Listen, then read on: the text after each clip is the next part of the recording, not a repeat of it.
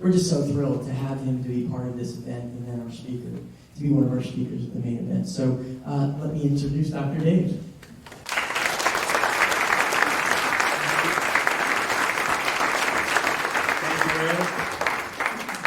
Thank you all for coming out to breakfast with me here. Let me see if I can get to where I need to be. Okay. Control-Alt-Delete, is that the way it works? Thank you. Someone did away with my presentation. Well, this will just take a moment. Well, since I have time to kill while I find the presentation, I would point out that BRIC has other things that it can view in its history, and that is, I was over in building 32 when I first started here in 1975.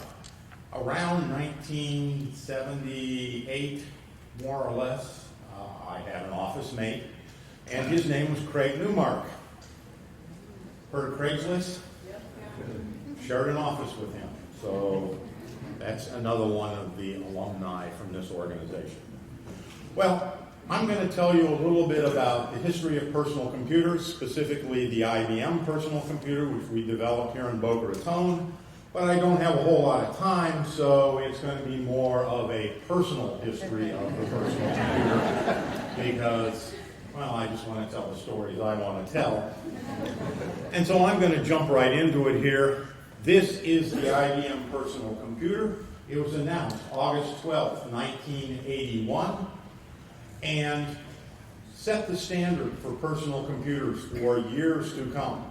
And if you go out and buy a desktop computer nowadays, it's going to look pretty much the same. There's going to be a system unit, a display, a detached keyboard, and a printer. Of course, everything else is going to have changed, including the pearl gray finish, but it's going to be pretty much the same. Now, since I'm an engineer, I want to show you how committed to this project IBM was when it first started out. This was a chart actually presented to the IBM Board of Directors in April of 1981. The only thing different is that I've removed the IBM confidential tag from it because I figured 38 years later it's probably not that much of a secret.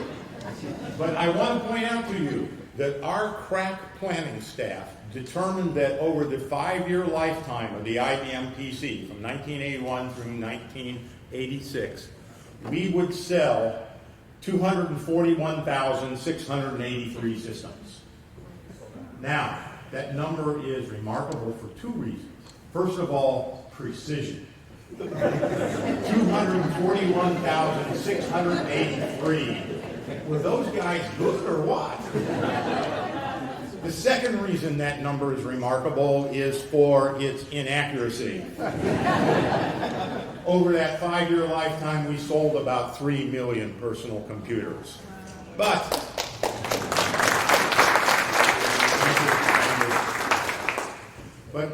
you just got to give a hand to the planners there for their ability to really see the future. By the way, I'm told that when they took this chart up to corporate staff, and they said, no, way too big a number, it can't be that much, and they're going to be able to sell that many. So, we're from corporate, we're here to help. Now, since I'm an engineer, I'm going to take the covers off. And this is what the inside of the PC looked like back in those days. You see a pair of diskette drives up there in the front. Each of those would hold a whopping 160 kilobytes of information on a 5¼ diskette. Power supply behind that. You can see the system board lying down there in the bottom, and you can see where adapter cards would plug in.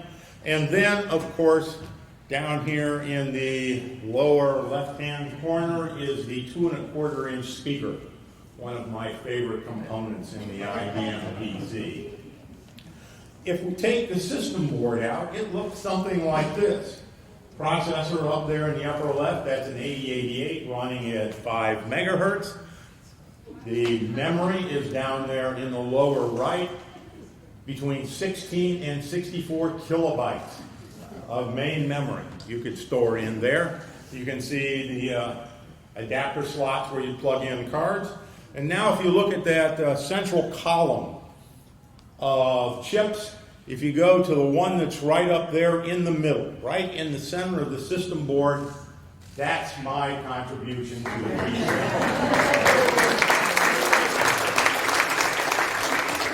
That's the ROM module that contains the basic input-output system, and I wrote most of the code that goes in there. So I like to think the rest of the PC is sort of centered around mine. The older I get, the more important I was back then. Now, I also want to point out the two connectors you see there in the upper left. One of those connectors is for the keyboard. The other connector is not for the mouse because this is 1981. We don't need no stinking mice. Everything is command line interface. That's where you would plug in your cassette tape recorder because you could buy a personal computer with no diskette drives, run the basic interpreter in ROM, and load and store data and programs from your cassette tape player. Which leads me to my favorite IBM salesman story. Now, the sound system of the PC was state-of-the-art in 1981. You could play tunes through that 2 1/4-inch speaker. It would sound like a kazoo, but this is state-of-the-art. No MP3s, none of that sort of stuff. Besides, how many are you going to fit on a 160 kilobyte diskette, right? We were so proud of that sound system that there was a demo on the DOS diskette that you would bring this up, press a key, a song would play, the note would dance around the keyboard. In November 1982, I paid a sales call to Rose-Hulman Institute of Technology along with IBM salesman Larry Burns. Our goal was to convince them to buy PCs and use them in classroom and laboratory instruction. 1982, this is a brand new idea. And so we're presenting to a room of about 30 faculty members, and I get up and do the architecture talk. You know, tab A goes into slot B, all sorts of things. Larry's going to present the bells and whistles of the machine. He's going to sell the machine. And so he talks about all the nifty features, and he ends with this. And he asks a faculty member to come up and select a song. Now, that 2 1/4-inch speaker isn't going to work in a room with 30 people in it. And you can't run down to Best Buy to buy desktop speakers because there are no desktop speakers and there is no Best Buy in 1982. So what Larry has done is gotten a small guitar amplifier, put it on the floor behind the IBM PC, and connected it through that cassette port because you could get the same tones there as went to the speaker. And so the faculty member comes up, presses a button, doesn't matter which song he picks, the only one that plays is Stars and Stripes Forever. And Larry has taken advantage of another feature on the system board. See right below the two connectors, there's a relay, which we use to control the cassette motor. You can turn the cassette motor on and off. But what Larry has done is wired it to the electric radio antenna of a junk Buick. So as this rousing Sousa March begins playing in Terre Haute, Indiana, this electric radio antenna rises from behind the IBM PC with a small American flag.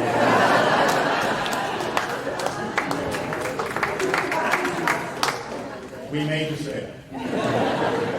So as much as I like to think the design of the IBM PC led to its success, you got to remember the salesman, right? Now, this is 1980, 1981 when we're developing the PC. We didn't have all the simulation tools and the capability of doing it. This is the very first prototype board of the IBM PC that worked. It's the second one we built. This is the top side. This is the bottom side. I delivered this along with 9 boxes of equipment to Microsoft December 1st, 1980, so that they could begin work on the basic interpreter and the diskette operating system. The guy who answered the door then was Steve Ballmer. Showed up at 7:30 in the morning, Monday morning. And so I think he did well. He went from receptionist to CEO over his career, as it turns out.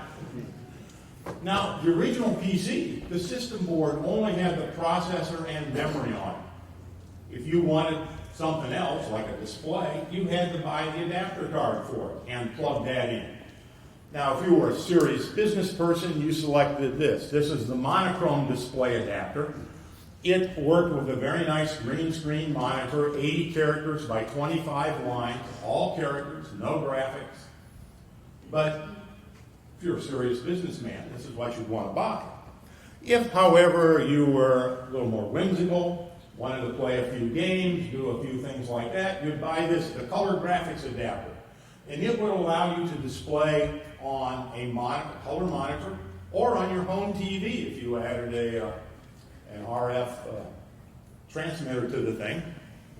It allowed you to display 320 pixels by 200 pixels in 4 colors. We picked the colors, not you. And this is state-of-the-art. In fact, it's better than state-of-the-art in 1981. And we were so proud of this that here's another demo on the DOS diskette. And this one is entitled Donkey. And the way the game works is when you start it up, the car moves up the road moves down the screen, and by hitting the space bar you can change lanes, and your goal is to either miss the donkey or hit the donkey. I'm not sure how. And so this is sort of interesting, but the reason I like to point it out is the author of this particular game is Bill Gates.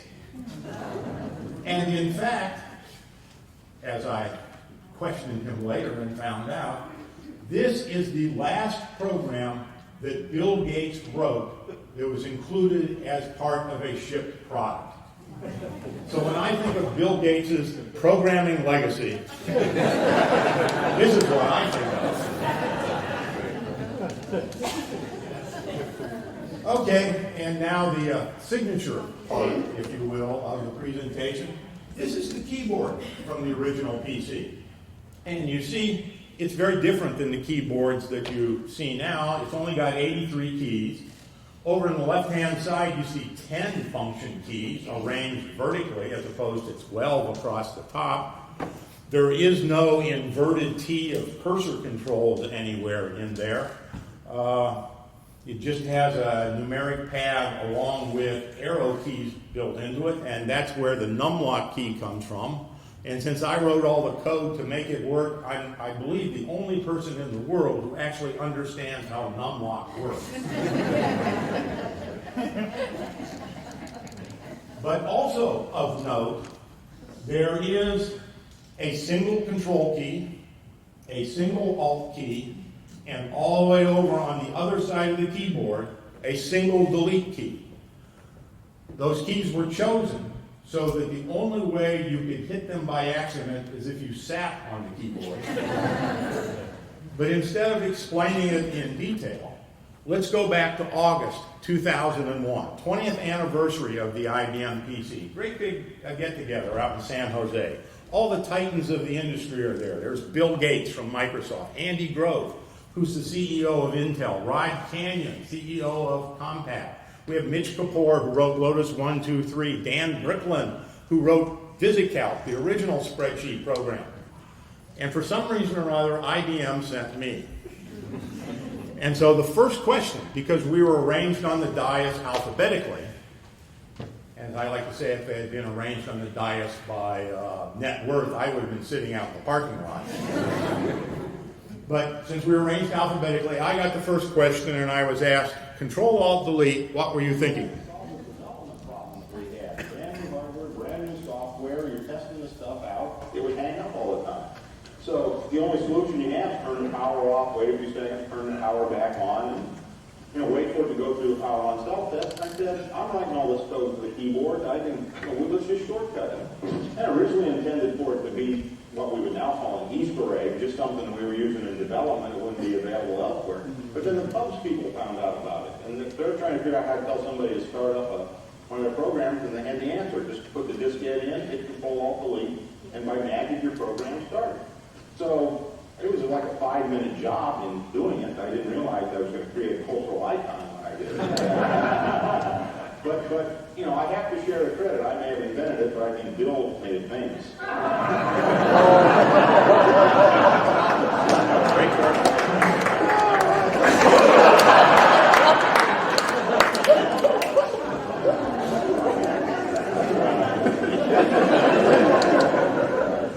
So there's a guy who can afford his own tactical nuclear weapons and he's 20 feet away from me. But boy, that was a lot of fun. And here's an example of when Bill made it famous, the rollout for Windows 98. Bill got the demo Control-ALT-DELETE shortly after he had demoed the blue screen of death.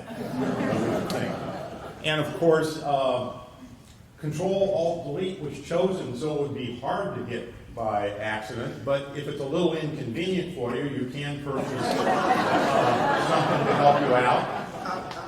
And then a vendor came along and said, you know, let's just reduce the keyboard to only the parts that you really need. So you can actually buy one of these to take care of everything.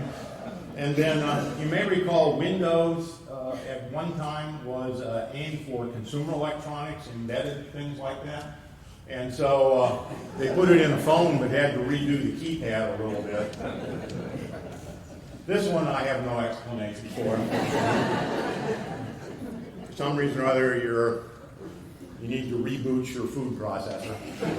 And then if you don't like the decor in your living room, you can go out and do this. You can reboot your living room. That's not my living room, by the way. Found that somewhere else. But you know you've become a cultural icon when this happens. I hope our three quarterfinalists are into computers because computer history is the category. Here comes the clue. IBM engineer Dave Bradley is called the father of this multi-key combination. 30 seconds. Good luck. Not just Jeopardy, but Final Jeopardy. I'm famous. Everybody in the world doesn't know me, right? Well, reality's just a little bit different. Out of the 3 contestants, only Allison from the University of Cincinnati gets it right, and she wagered 10.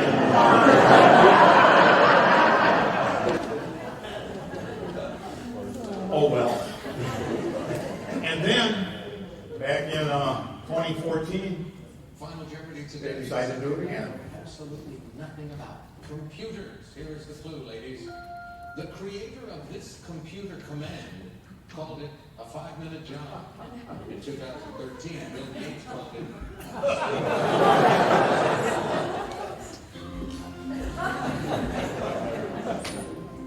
Okay, well, this time, as you might guess, everybody gets it right. So clearly, Dave Bradley, Control-ALT-DELETE, not really part of the public consciousness, but Bill Gates, Control-ALT-DELETE, works all the time. So there you have my personal history of the personal computer, the things we got to do. I got lots more stories. I want to mention one thing that's very brick related. I first started here over in building, what we call building 032. You've got a different number for it now. And I had a nice office overlooking the pond. They didn't have a fountain back then, but still it was a very nice view. And at one point during my career there, about 1978, I believe, my office mate was Craig Newmark. You may not recognize that name, but when I say Craigslist, you'll all remember that. So I think that's why I'm famous. I got to share an office with Craig Newmark at one time. But before I quit, I have to have a word from my sponsor. In this rapidly changing world, even the brightest and best manager in the company may need more than a loyal staff to run a smooth operation. For when headquarters close and pressure builds, it becomes harder to keep things rolling without running into mix-ups, losing control of the operation, and falling behind. For rapid improvement, a manager could use a tool for modern times. The IBM Personal Computer. for smoother scheduling, better planning, and greater productivity. It can help a manager excel and become a big wheel in the company.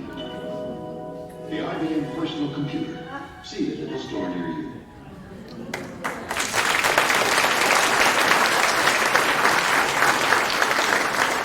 The performers in that commercial were the Bay Area Bombers roller derby team.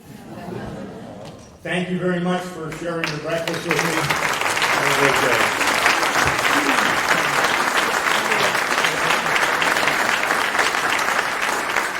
Okay, so quickly, we have about 10 minutes for questions, and we'll do that now. Okay, so a couple things.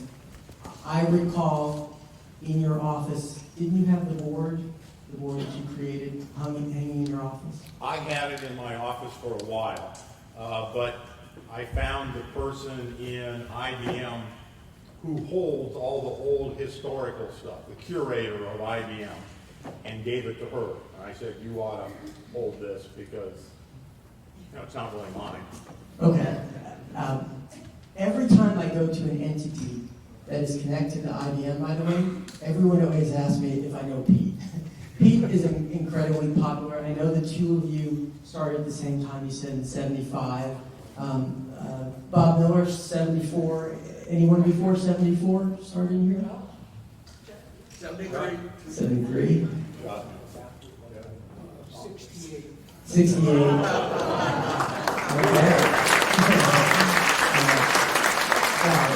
A lot of history. It was just amazing to see that. It's very enjoyable. Do we have questions for Dr. Dave or Pete? Anyone? Yes. I'd like to know what type of computer you have now. I think this laptop is HP. Yeah, it's HP. I have never owned a product that has a little eye in front of it, just because I can't bring myself to do that. But I always buy PC-related stuff or Android. I personally am still, I have a ThinkPad. I got hooked on the ThinkPad and I still haven't gotten over it. Any other questions? Do you have a favorite piece of code that you've written in your career? If so, what is it? No, I don't really have any favorites that I wrote, although the 9 instructions which comprise Control-Alt-Delete are probably the most famous of them. The very first program I wrote to run on the IBM PC was a program which just showed a clock with the second hand moving and the minute hand and stuff like that. Of course, you always had to tell at the time after you booted it up. You didn't have a clock chip in the original PC. But that was... Also, Dr. Dave has his daughter here, who is also an electrical engineer. I'm sorry, what is her name? Sarah. Sarah. There's Sarah. Following Dr. Dave's footsteps.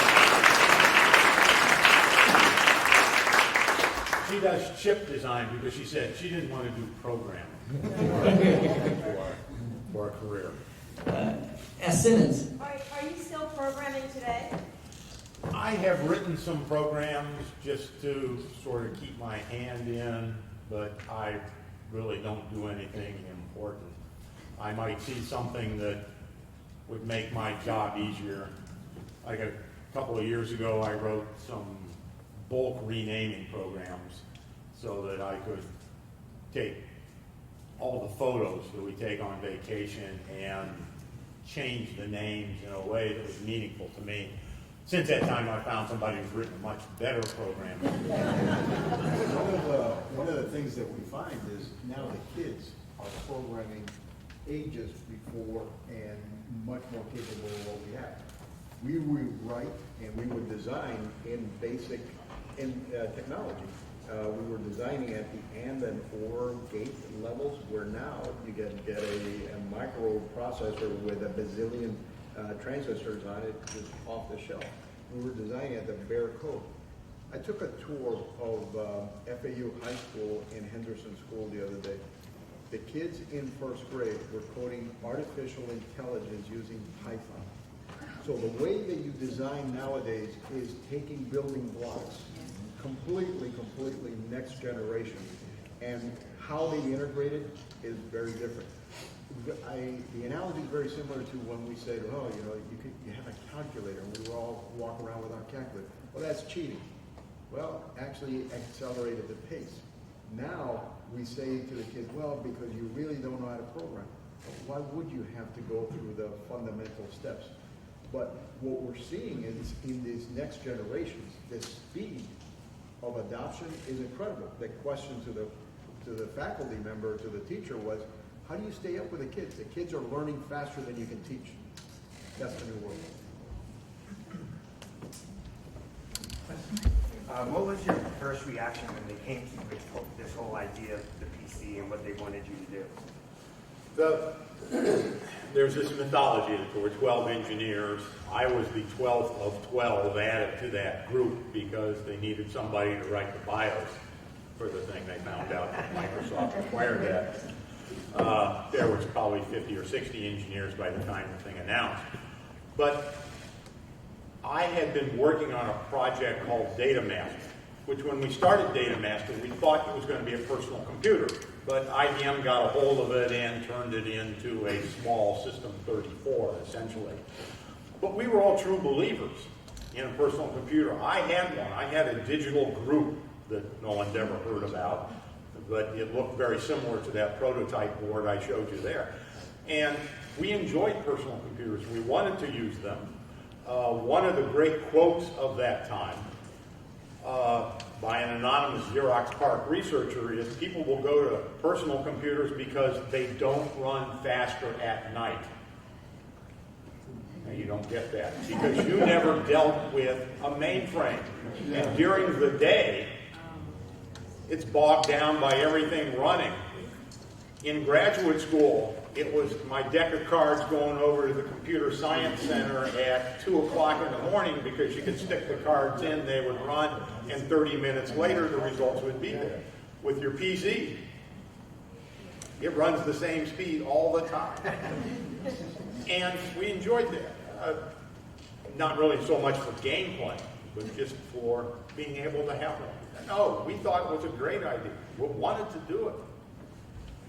One of the areas that we recognize something's about to happen, because when we were in the middle of the soup, we're just heads down doing engineering.